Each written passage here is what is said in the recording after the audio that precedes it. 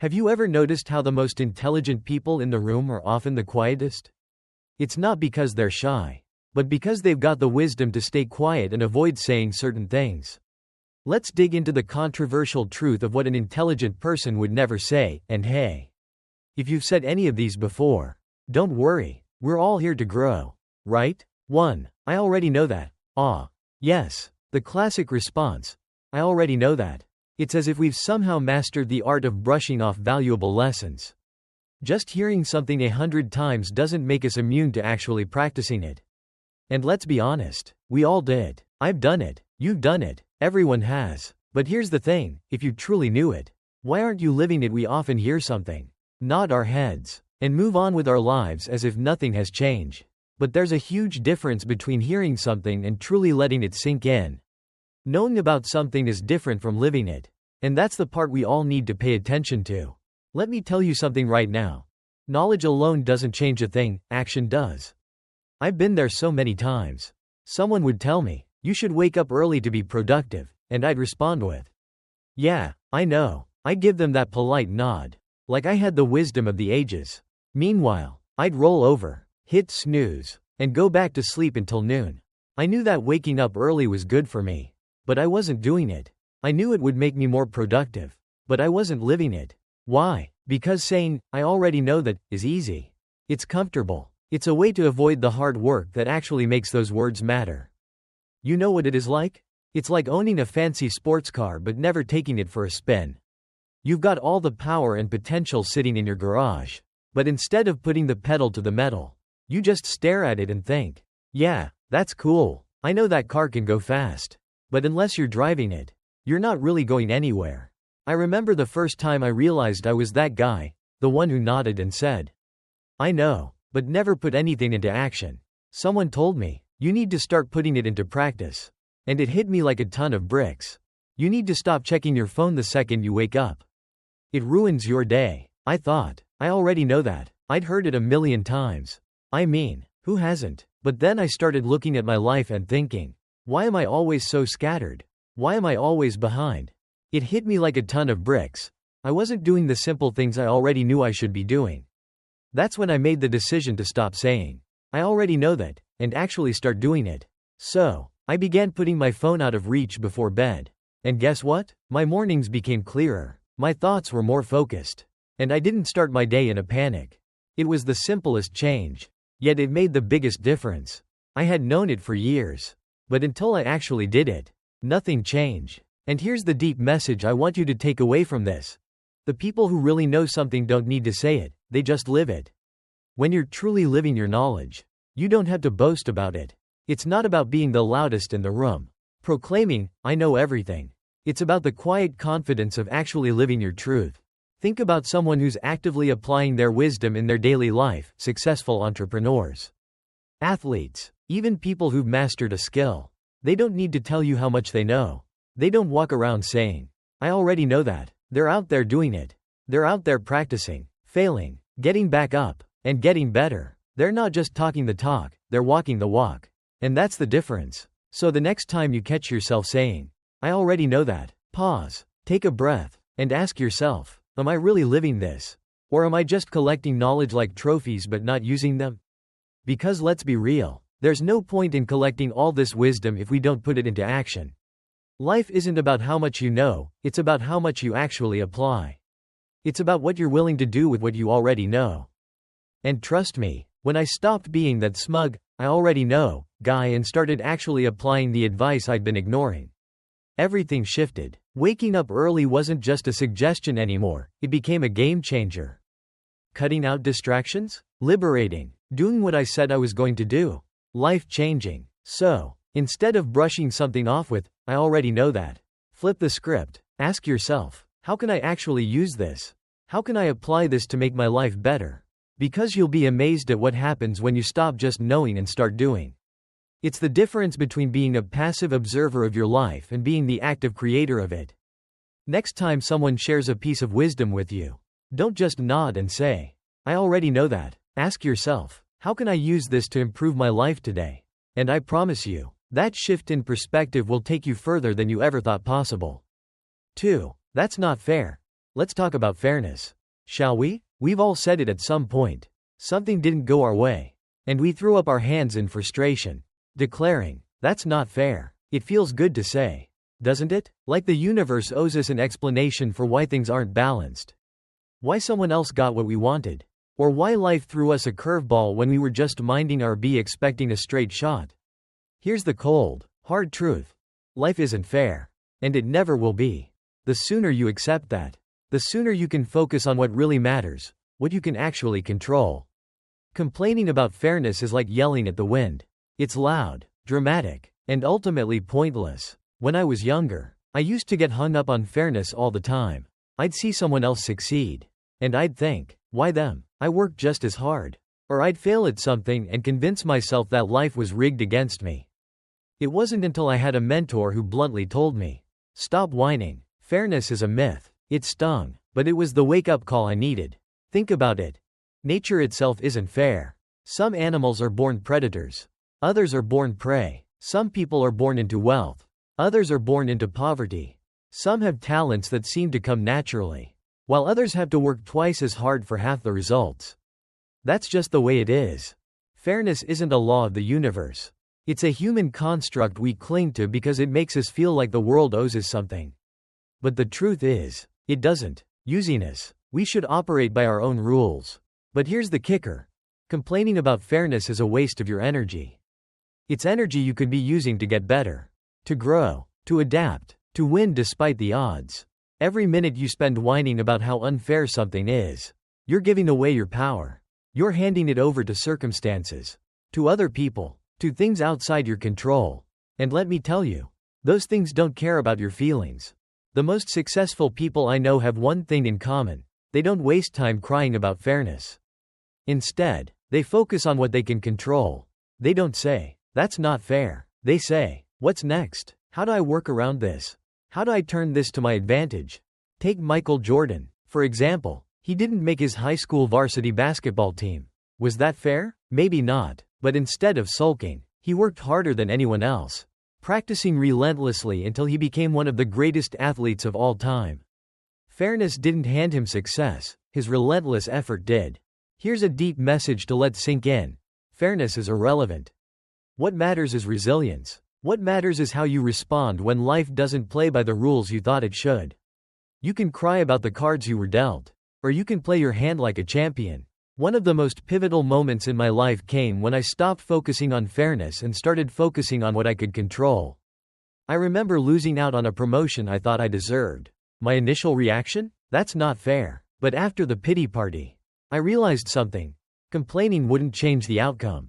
So, I got to work. I improved my skills, built better relationships, and eventually landed a position that was even better than the one I missed out on. Here's the takeaway. Fairness is a distraction. It keeps you stuck in a loop of frustration and inaction. Instead of asking, "Why is this happening to me?" ask yourself, "What can I do about it?" That shift in mindset is powerful. It's the difference between being a victim of your circumstances and becoming the architect of your own life. So, the next time you catch yourself saying, "That's not fair," pause, take a breath, remind yourself that fairness isn't a right, it's a perspective. And your power lies in how you choose to respond. Focus on what you can control, your effort, your attitude, your actions, because at the end of the day, life may not be fair, but you can always choose to rise above it. And when you do, you'll realize that fairness was never the point. Strength, resilience, and adaptability are free. I deserve this. The infamous, "I deserve this." It's the phrase we use to justify everything from skipping the gym to indulging in a little too much self-pity. It feels good to say, doesn't it? There's a sense of entitlement wrapped up in those words. A belief that the universe owes us something because we worked hard, suffered enough, or simply exist. But here's the thing. Deserving something doesn't mean it's going to happen. Let me be real with you. The world doesn't operate on a deserve system. It's not a vending machine where you insert effort and automatically get rewarded.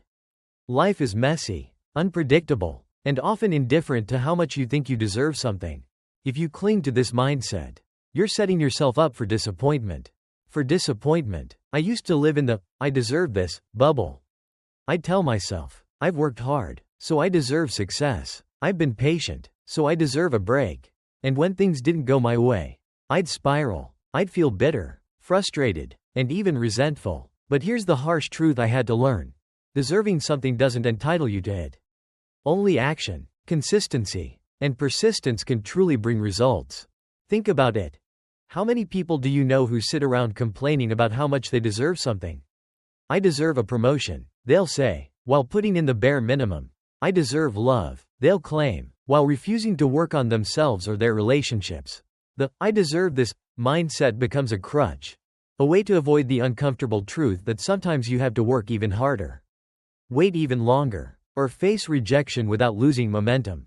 Take a moment to consider this. Do you actually deserve what you're asking for? Or are you hoping life will just hand it to you because it's convenient? Here's the kicker. The universe doesn't hand out participation trophies. You don't get points for showing up.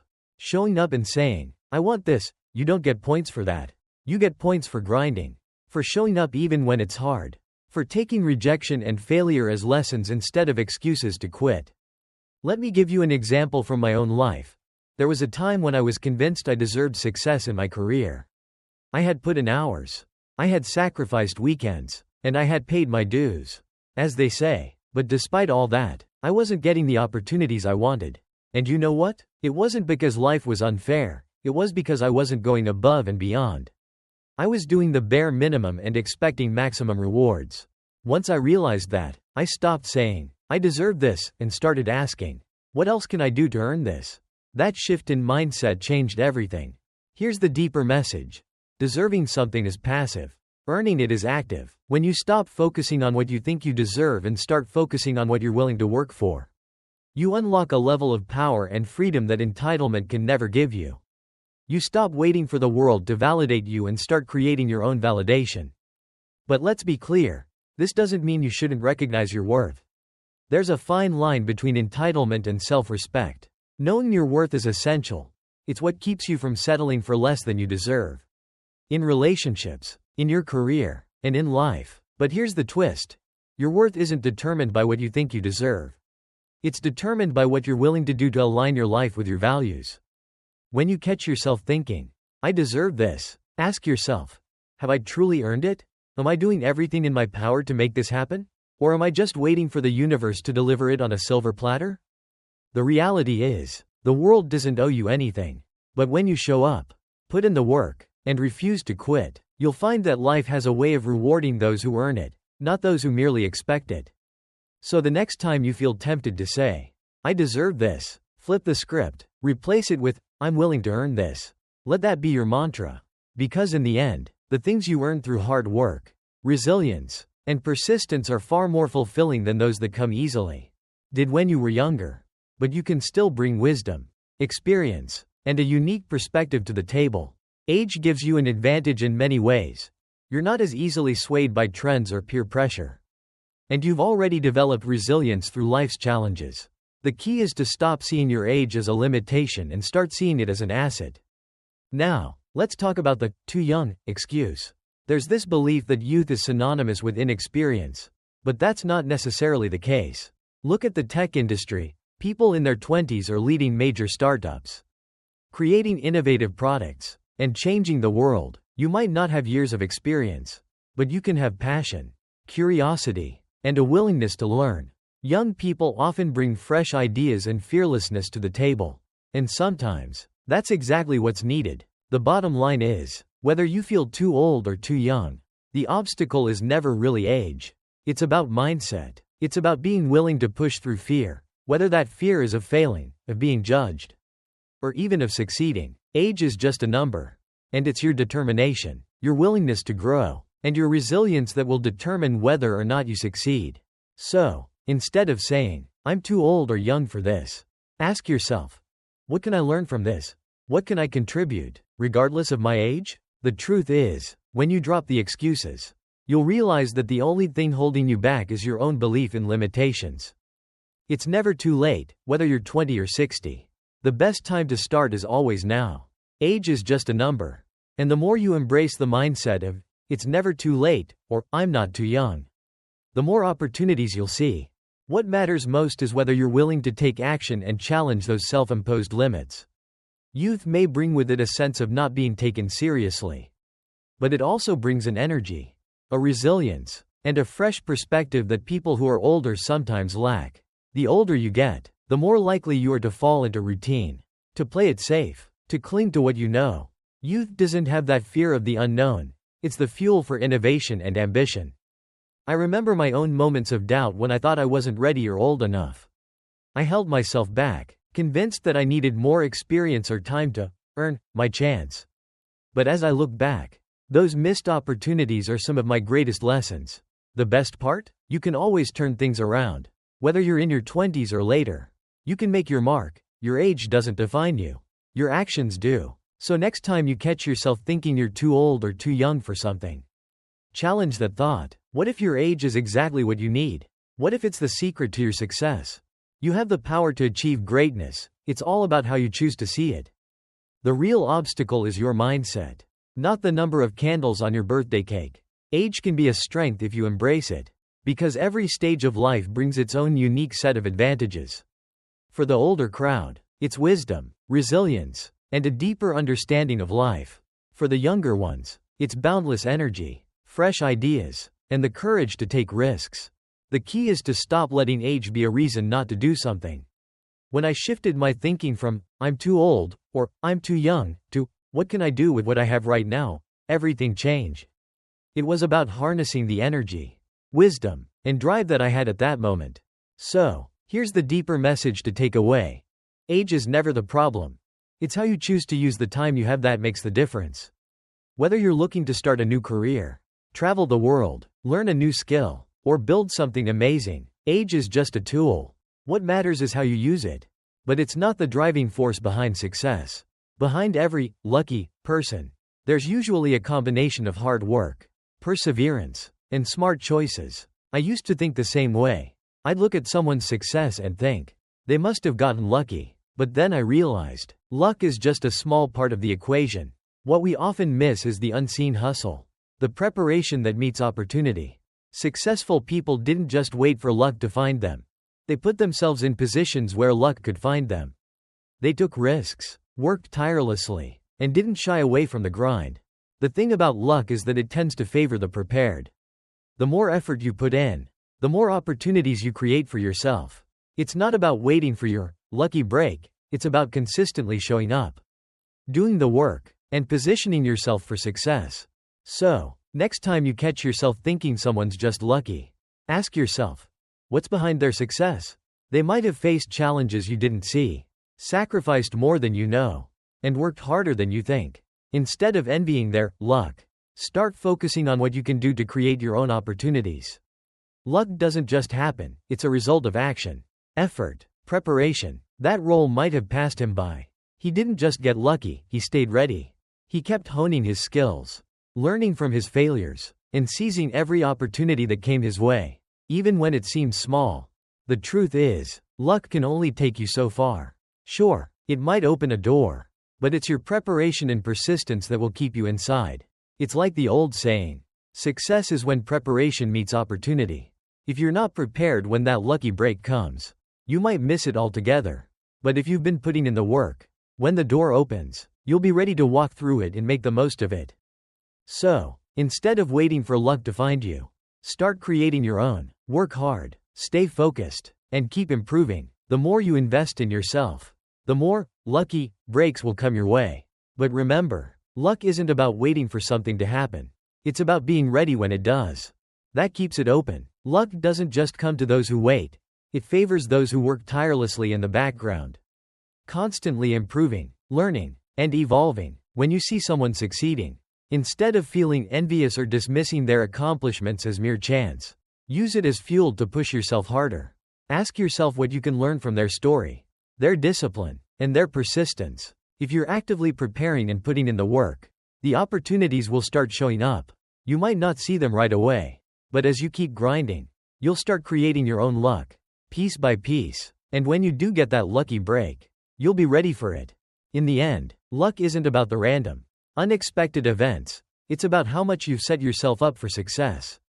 Keep working, stay focused, and get ready to seize every opportunity that comes your way. Been dreaming about for months. But I let fear take over. I told myself it was too risky, too uncertain, and you know what happened? That opportunity passed me by. And I stayed stuck in my comfort zone, with a nagging sense of regret. It wasn't until later that I realized the biggest risk wasn't taking that chance, it was not taking it. Think about it. Staying in your comfort zone, avoiding risk, might feel safe for a while. But it's also a slow path to mediocrity. It's the risk of never growing, never evolving, and never reaching your potential. The biggest reward is often found on the other side of risk. It's like standing at the edge of a cliff, looking at the jump, thinking, is this too risky? But when you finally leap, you realize the freedom that comes from taking that chance. So the next time you say, that's too risky, ask yourself, what's the bigger risk here, trying and failing? Or never trying at all? Because the real danger in life isn't failure, it's staying stuck in fear. Take the leap. You've got more courage in you than you think. They weigh the potential rewards and understand the downsides. They know that risk isn't about throwing caution to the wind, it's about making informed decisions, trusting their abilities, and being prepared for whatever happens. The key is to take calculated risks, not reckless ones. I can't help but think about times when I took risks that seemed terrifying at first. But in hindsight, those were the moments that pushed me forward. The risks that paid off were the ones I took after thorough research, preparation, and by setting myself up for the best possible outcome. Of course, not all risks pan out. But that's where growth happens. The lessons learned from failure are priceless.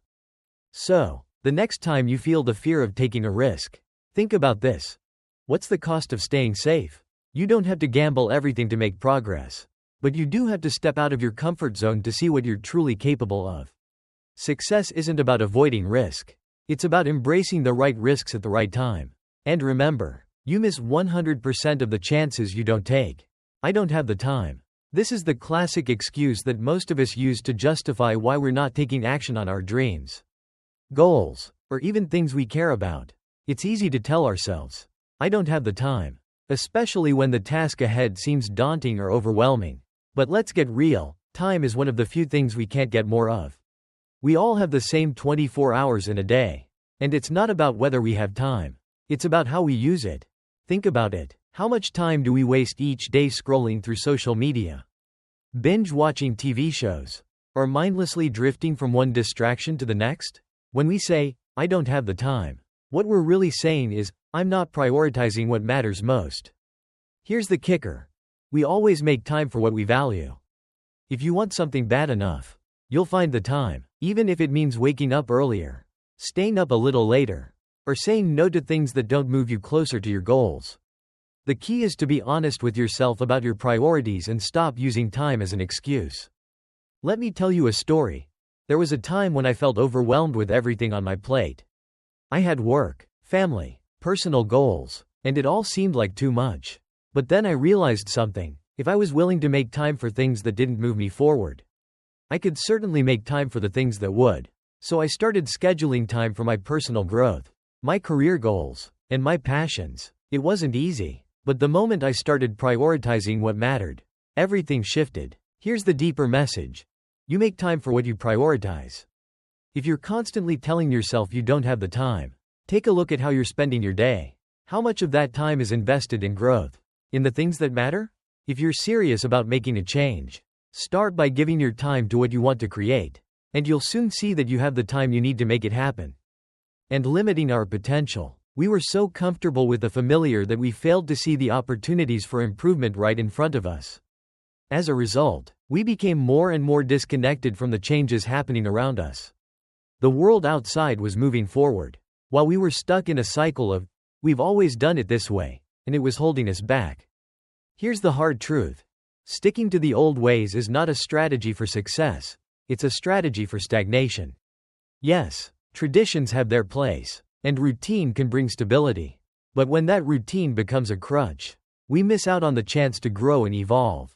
Change can be uncomfortable, but it's the only way to stay relevant, competitive, and inspired. Take a moment to think about all the major breakthroughs in history. They didn't come from people who were satisfied with the status quo. They came from innovators, dreamers, and risk-takers who said, there's got to be a better way, and then worked tirelessly to make that vision a reality. Steve Jobs didn't revolutionize the tech industry by sticking to the "we've always done it this way" mindset. He saw a future that others didn't and changed the game. The key message here is that holding onto the past too tightly keeps us from seeing the future. In every area of life, whether it's business, technology, relationships, or personal growth, progress happens when we challenge the way things have always been done. So the next time you hear, "That's not how we've always done it," ask yourself, is this an opportunity for innovation, or just a way to avoid change? What if instead of defending the old ways, we embraced the possibility that there might be a better, more efficient, or more exciting way to do things? Changing our mindset is the first step toward creating a future that's better than the past. Don't let the comfort of tradition keep you from stepping into the future. Embrace new ideas, challenge the status quo, and dare to ask, what's next? Traditional industries like agriculture and manufacturing have seen massive shifts thanks to innovators willing to challenge the way things were always done. The businesses that thrive are the ones that constantly ask, what can we do differently? And how can we improve? When you think about it, that phrase, "That's not how we've always done it," often comes from a place of comfort. Not logic. It's the fear of stepping into the unknown, of facing potential failure or mistakes. But here's the thing. If you're not making mistakes, you're not learning. Progress is all about risk, experimentation, and sometimes failing forward. It's easy to forget, but the most successful people and companies didn't become great by playing it safe. They became great because they didn't let tradition, fear, or comfort zones define them. They saw opportunity in change and recognized that breaking free from the old ways could lead to innovation and success. So next time you're faced with the "that's not how we've always done it" resistance, ask yourself, is this an excuse to avoid change, or an opportunity to create something better? Here's the deeper message. The real risk isn't change, it's staying the same. When you challenge the status quo, you make room for new ideas, better ways of doing things, and ultimately, greater success. So, if you want to innovate, you have to be willing to let go of the old, embrace the new, and challenge the way things have always been done. Thinking, "That's not how we've always done it." Flip the script. Ask yourself, how can we do this better? Embrace change, challenge old norms, and lead the way for innovation. Change isn't about disrespecting tradition. It's about improving and adapting it to fit the needs of today's world. Progress requires flexibility and the willingness to step out of your comfort zone. And yes, it can be uncomfortable, but growth is never comfortable. The best ideas, the breakthroughs, and the advancements come from people who dare to question and push beyond what's already been done. Remember, when you cling to the way it's always been, you limit your potential, but when you embrace change, you unlock opportunities you may never have thought possible. So, the next time you hear, "That's not how we've always done it," remind yourself that the world is always evolving, and the future belongs to those who dare to evolve with it. Saying "that's too risky" or any of these other phrases, stop and think about what you're really telling yourself. Are you holding back because of fear or because you're protecting your comfort zone? Growth doesn't happen where it's safe, it happens when you challenge yourself, take risks, and let go of limiting beliefs. Remember, life is short, and every excuse you make today is a regret you'll face tomorrow. Take the leap, bet on yourself, and don't let fear, doubt, or excuses keep you from the life you're capable of living. If this message resonated with